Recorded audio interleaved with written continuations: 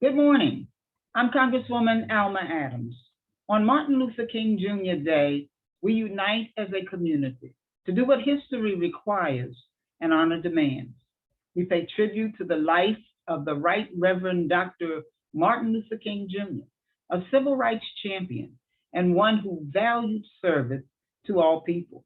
Dr. King said life's most persistent and urgent question is, what are you doing for others?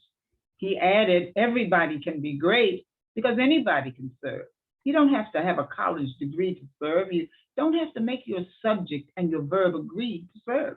You only need a heart full of grace, a soul generated by love. Truly, service to others is fuel for our souls, and it is the rent that we pay for living on this earth.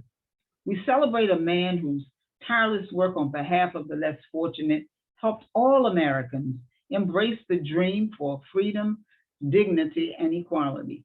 Reverend Dr. Martin Luther King Jr. reminded us through his life and words that love is the greatest force in the universe. It is the heartbeat of the moral cosmos. He who loves is a participant in the being of God.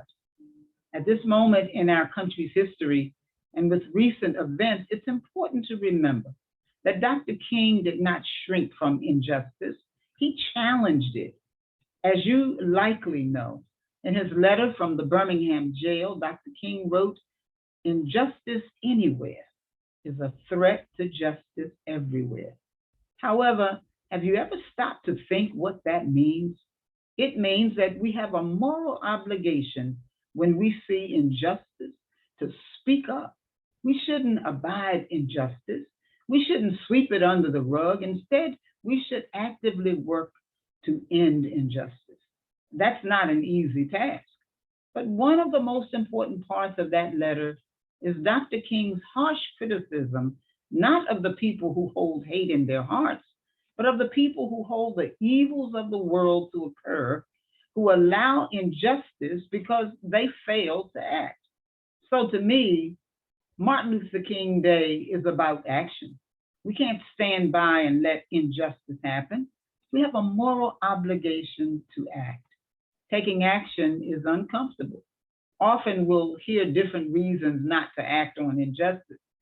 Unity is a common refrain for those who want to avoid uncomfortable conversations.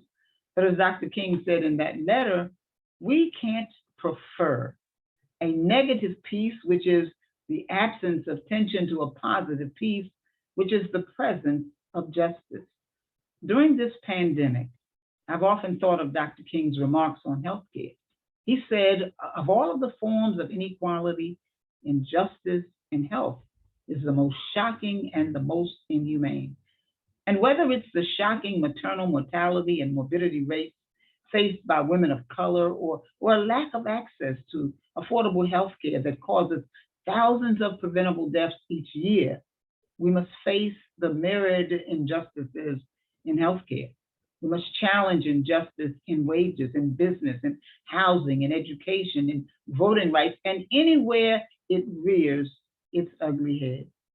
Justice is hard work, but we must do the work. That's how dreams become real, and that's how justice becomes reality. Thank you, and may God bless you on this day.